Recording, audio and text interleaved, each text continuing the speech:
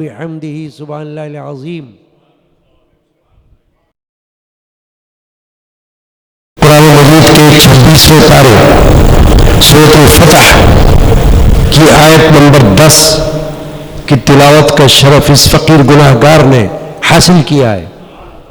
آج کے جمعہ مبارک میں ہمارا موضوع ہے رسول اللہ صلی اللہ علیہ وسلم کی بیعت اللہ کی بیعت ہے۔ فرمایا باری تعالی جل شانہ نے ان الذین یبایعونک، وہ جو تمہاری بیعت کرتے ہیں، انما یبایعون اللہ، وہ تو اللہ ہی سے بیعت کرتے ہیں، ید اللہ فوق ایدیہم، ان کے ہاتھوں پر اللہ کا ہاتھ ہے، فمن نکث فانما ینکث علی نفسہ، تو جس نے عہد توڑا اس نے اپنے بڑے عہد کو توڑا، ومن اوفی بما عاہد علیہ اللہ، اور جس نے پورا کیا وہ عہد جو اس نے اللہ سے کیا تھا، فسیؤتیہ اجرا عظیما، تو بہت جلد اللہ اسے بڑا ثواب دے گا۔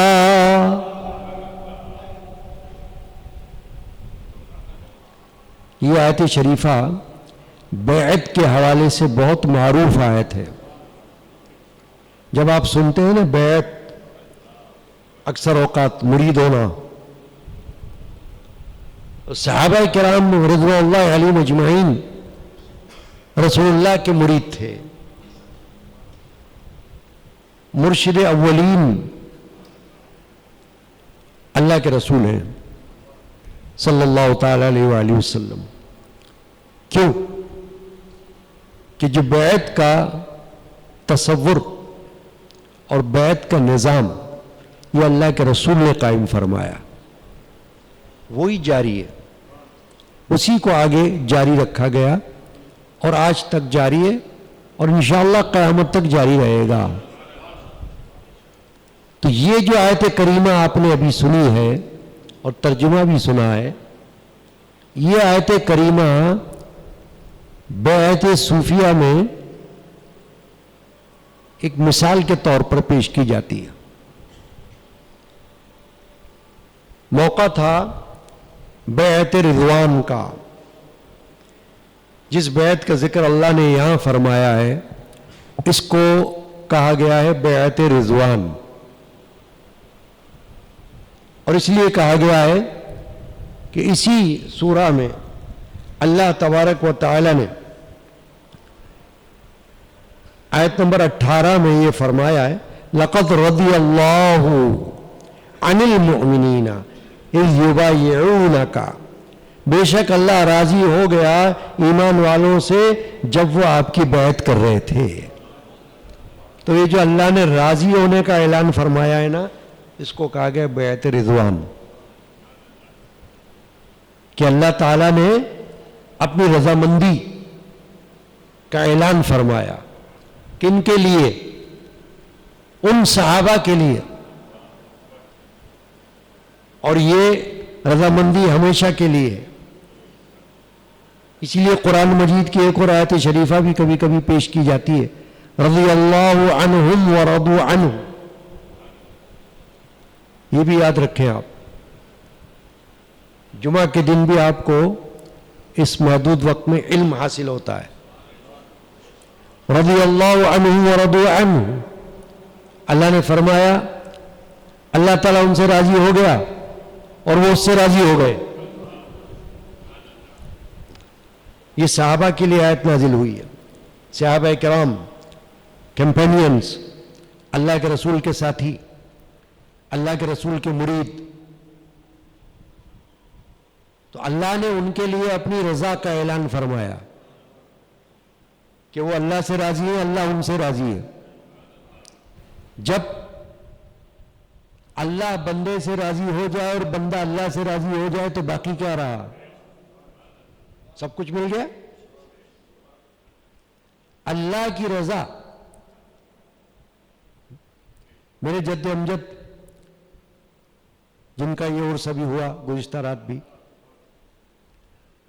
ان کے کلام کا ایک شعر ہے، دنیا رہے راضی یا نہ رہے، اللہ کی رضا حاصل ہو ہمیں۔ کہ یہ ہے صوفیاء کرام، یہ ہے اولیاء کرام، جو یہ اعلان کر رہے ہیں کہ دنیا راضی رہے کہ نہ رہے ہمیں پرواہ نہیں ہے، اللہ راضی ہونا چاہیے۔ اللہ کے راضی ہونے کے ساتھ ساتھ اگر دنیا راضی ہو تو ٹھیک، اور اگر اللہ کے رضامندی کے برخلاف دنیا راضی ہو تو ہم کو پرواہ نہیں اس بات کی، ہمیں قبول نہیں۔ دنیا رہے راضی یا نہ رہے، اللہ کی رضا حاصل ہو ہمیں، اللہ کی یاد سے بڑھ کے کوئی بھی چین نہیں، آرام نہیں۔ اس سے معلوم ہو گیا کہ رضا الہی بیعت میں بھی شرط ہے، کہ اللہ کی رضا کے لیے بندہ بیعت ہو، دنیا کی رضا کے لیے نہیں، یا دنیا کی طلب کے لیے نہیں۔ بیعت کا مقصد یا مرید ہونے کا مقصد صرف اللہ کی رضا ہو، اسی کو اللہ نے یہاں بیان فرمایا، ان الذین یبایعونک انما یبایعون اللہ، وہ جو تمہاری بیعت کرتے ہیں اے اللہ کے رسول۔ حدیبیہ کے مقام پر حضور بیعت لے رہے تھے صحابہ سے، تو اللہ نے فرمایا کہ وہ جو آپ کی بیعت کر رہے ہیں انما یبایعون اللہ، وہ تو اللہ سے بیعت کر رہے ہیں۔ یعنی ان کو تصور یہ رکھنا چاہیے کہ سامنے تو اللہ کا رسول ہے اور اس کے پیچھے اللہ ہے۔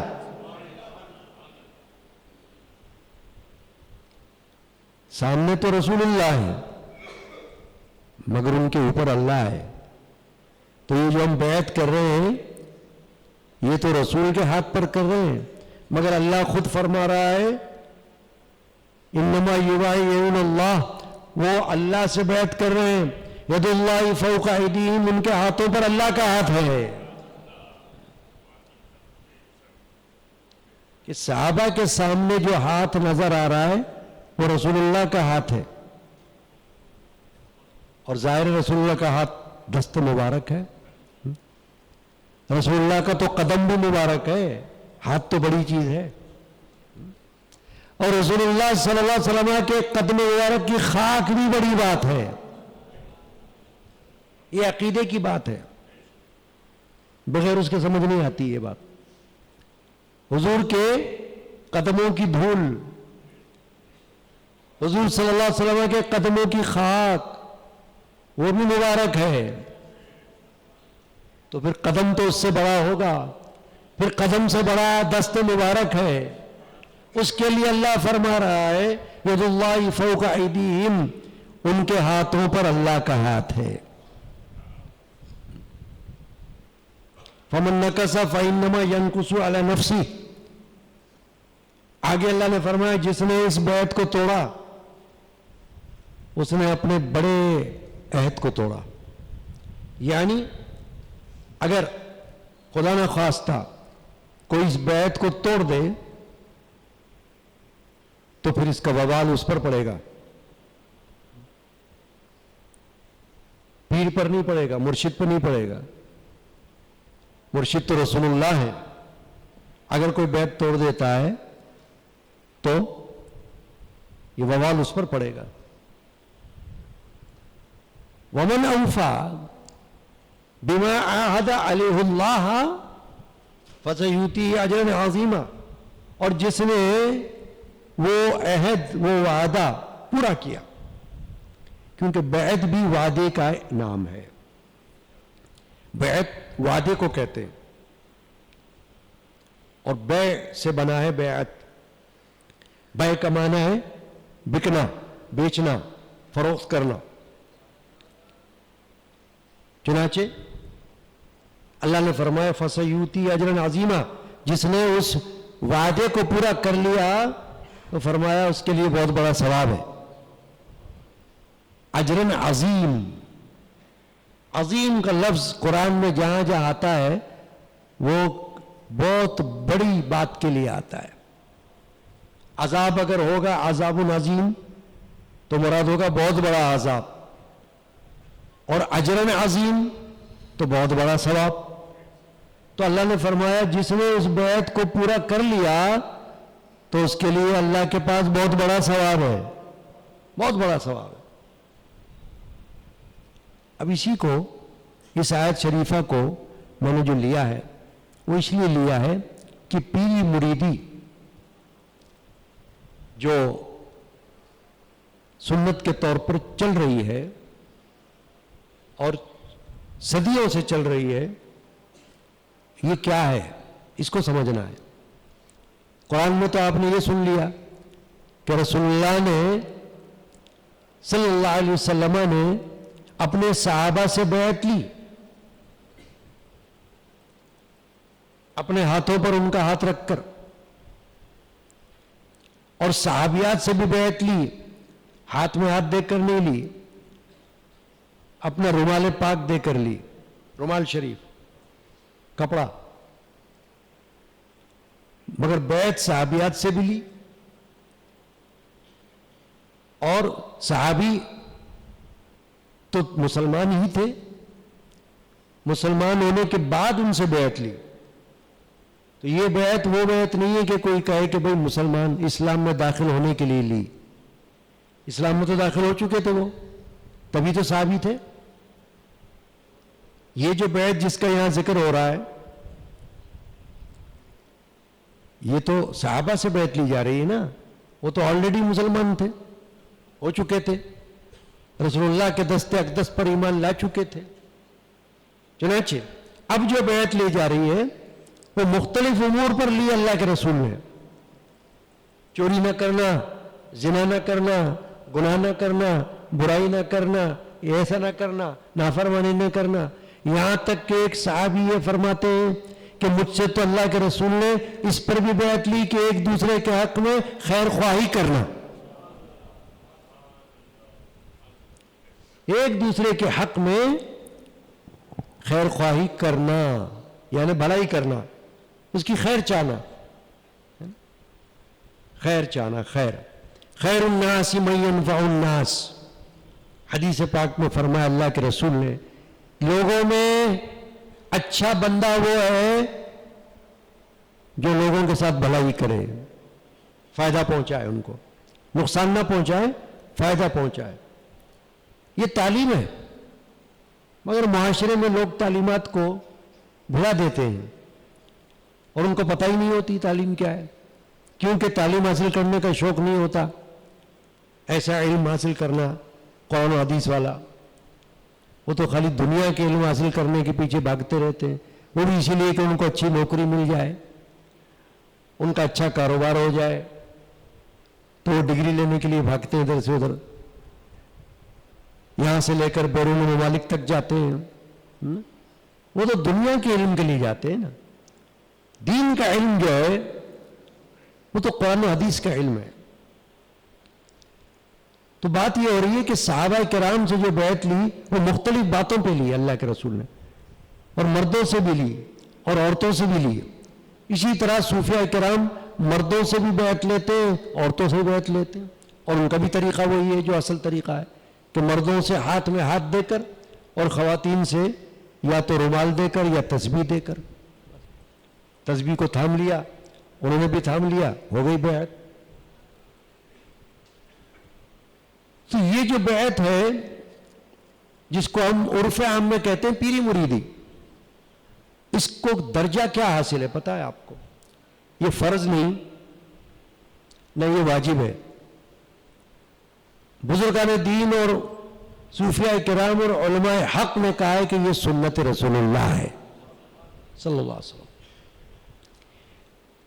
بہت بڑے شیخ, بہت بڑے عالم, امام المحدثین والمفسرین حضرت شاہ ولی اللہ محدث دہلوی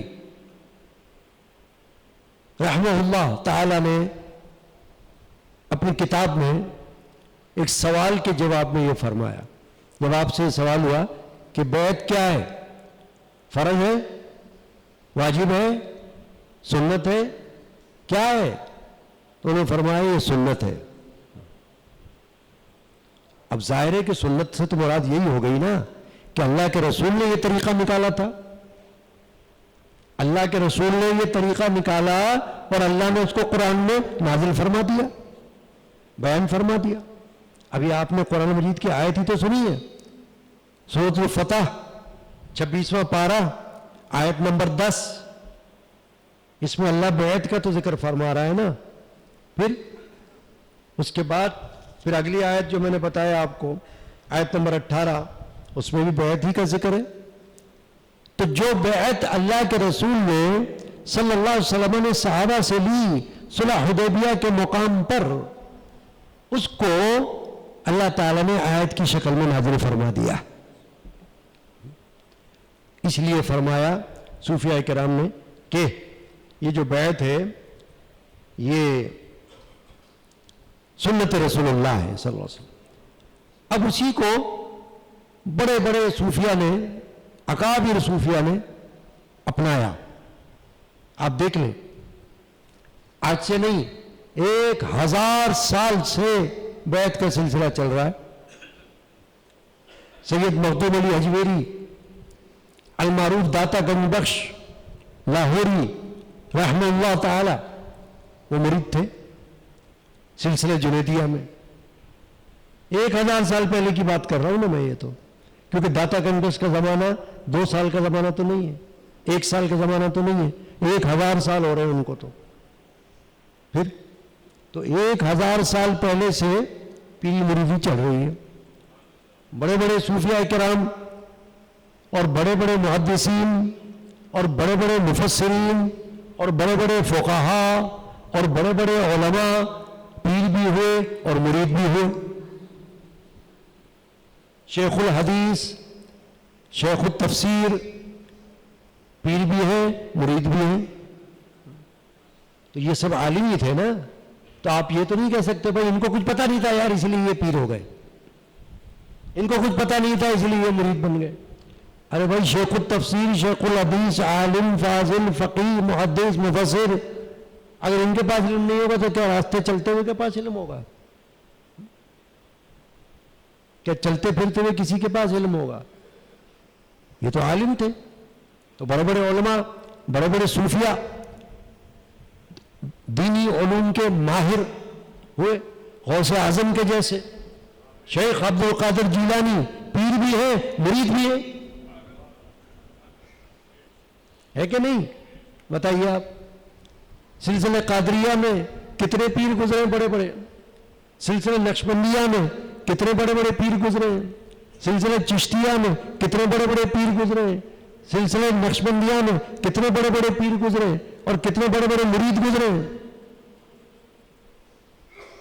سمجھنا ہے اس بات کو کہ انہوں نے اس کو، جس کو ہم پیری مریدی کہتے ہیں اور جس کو ہم نظام بیعت کہتے ہیں، اس کو سنت سمجھا، سنت رسول اللہ سمجھا ہے، تو اس کو جاری کیا اور اس کی فضیلت بیان کی ہے۔ مگر بیعت کے لیے، پیر کے لیے 4 شرائط کو لازم رکھا گیا ہے۔ امام اہل سنت مجدد ملت عظیم البرکت اعلی حضرت الشاہ احمد رضا خان سنی حنفی بریلوی قادری رضی اللہ تعالی عنہ نے فتاوی رضویہ میں جلد نمبر 26 میں پیر کی 4 شرائط جو بیان کی ہیں، ان میں سے فرمایا سب سے پہلی شرط یہ ہے کہ سنی صحیح العقیدہ ہو۔ پہلی شرط یہ ہے، یعنی پیر اگر سنی نہ ہو تو پیر نہیں ہو سکتا، شیعہ پیر نہیں ہو سکتا، اہل حدیث پیر نہیں ہو سکتا، کوئی اور فرقے کا پیر نہیں ہو سکتا، سنی ہونا ضروری ہے، لازم ہے۔ تو پہلی شرط یہ بیان کی کہ سنی صحیح العقیدہ ہو، اہل سنت کے عقائد پر کاربند ہو، ادھر ادھر نہ ہو ان سے، لوگوں کو برگڑائے نہ، خالی پیر بن کر لوگوں کو چکمہ نہ دے، فراڈ نہ کرے بلکہ صحیح عقیدہ ہو. سنی صحیح عقیدہ. دوسری شرط یہ بیان کی کہ اس کا سلسلہ حضور کریم صلی اللہ علیہ وسلم تک صحیح و متصل ہو. یعنی جو شیوخ مشائخ کا سلسلہ چل رہا ہے نا شجرہ شریف، وہ اوپر جا کر سرکار دو عالم صلی اللہ علیہ وسلم سے جا کر مل جائے. اب اس کا مطلب یہ نہیں ہوتا کہ جو مرشدان ہوں سب سید ہوں، یہ نہیں. پیر کے لیے سید ہونا شرط نہیں ہے. اعلیٰ حضرت نے خود فتاوی میں فرمایا کہ حضرت امام علی رضا سے لے کر اور حضور غوث اعظم رضی اللہ تعالیٰ کے درمیان کوئی سادات نہیں ہے.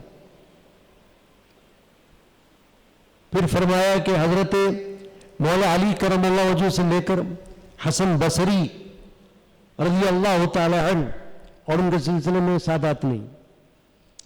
پھر فرمایا سلسلے چشتیہ جو ہے حسن بصری تک جا کر پہنچ رہا ہے، سادات نہیں. اور نقشبندیہ سلسلہ حضرت ابوبکر صدیق پر جا کر پہنچ رہا ہے. تو اس لیے فرمایا کہ سادات اگر ہوں تو اچھا ہے، افضل ہے.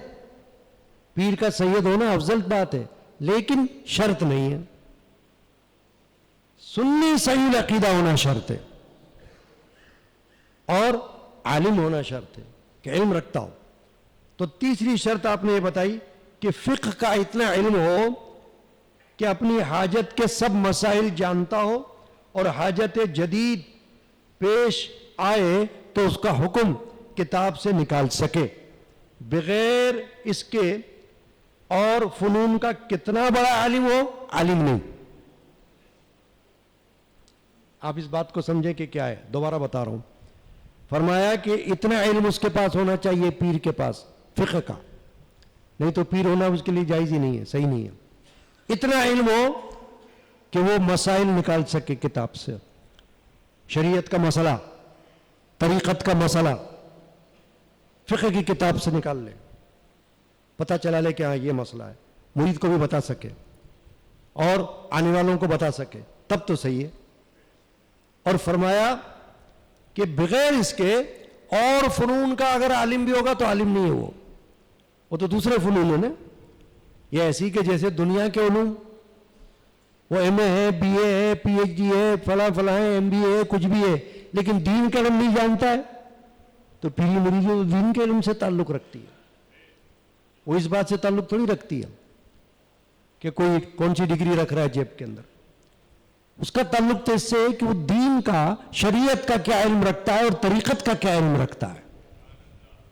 چوتھی بات، چوتھی شرط آپ نے بتائی، غیر فاسق معلن، یعنی علانیہ کسی کبیرہ گناہ کا مرتکب یا کسی صغیرہ گناہ پر مصر نہ ہو. یعنی علانیہ کبیرہ گناہ کا مرتکب نہ ہو کہ سب لوگوں کے سامنے گناہ کرتا ہو، ایسا بھی نہ ہو، اور صغیرہ گناہ پر اصرار بھی نہ کرتا ہو. تو یہ آپ نے 4 شرائط بیان کی ہیں اپنے فتاوی رضویہ میں امام علیہ سنت اعلی حضرت الشام رضا نے، اور یہی 4 شرائط جو ہیں یہ چلتی ہیں. تو اس لیے دیکھنا چاہیے، محدود وقت ہے، وقت ختم ہو رہا ہے، تو میں نے آج جو آیت شریفہ لی اور اس کا عنوان یہ رکھا، بتایا کہ رسول اللہ کی بیعت اللہ کی بیعت ہے. تو جو بیعت صوفیہ کرام نے جاری کی ہے وہ بھی اللہ ہی کے لیے جاری کی ہے. اللہ ہی کے لیے انہوں نے لوگوں کو مرید کیا تھا. اللہ کی طلب کے لیے مرید ہونا یہ صحیح ہے، دنیا کی طلب کے لیے نہیں. کاروبار بڑھ جائے مرید ہو جاؤ، نوکری مل جائے مرید ہو جاؤ، شادی ہو جائے مرید ہو جاؤ، اس کے لیے نہیں. اللہ راضی ہو جائے مرید ہو جاؤ. یہ اللہ کا راستہ نظر آ جائے تو مرید ہو جاؤ، یعنی اس امید پر کہ حق کا راستہ نظر آ جائے. تو تمام بڑے بڑے اکابر صوفیہ کرام جتنے گزرے انہوں نے اللہ کا راستہ دکھایا. یہ تو دنیا میں آ کر ابھی آج کل فتنہ فساد میں معاشرہ ایسا بگڑ گیا ہے کہ ادھر سے ادھر ہو گیا، تتر بتر ہو گیا سارا مسئلہ. نام ہے پیری مریدی کا اور کام کچھ اور ہوتا ہے.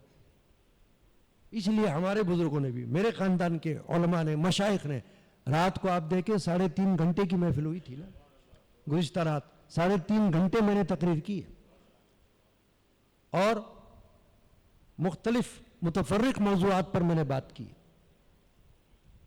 آپ سن لیں.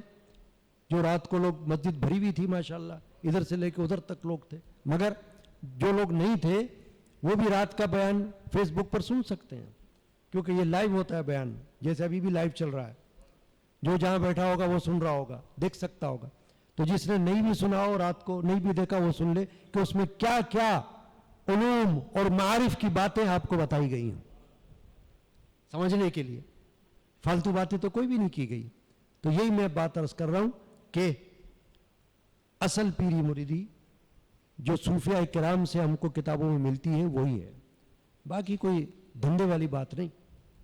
اللہ کا بندے کو اللہ کا راستہ دکھانے کے لیے یہ نظام جو رسول اللہ صلی اللہ علیہ وسلم نے بیعت کا شروع کیا تھا، اس کو صوفیاء کرام نے جاری رکھا ہے. اور اللہ تبارک و تعالی ہمیں اس صحیح نظام کو جاری رکھنے کی اور اس پر قائم رہنے کی توفیق عطا فرمائے.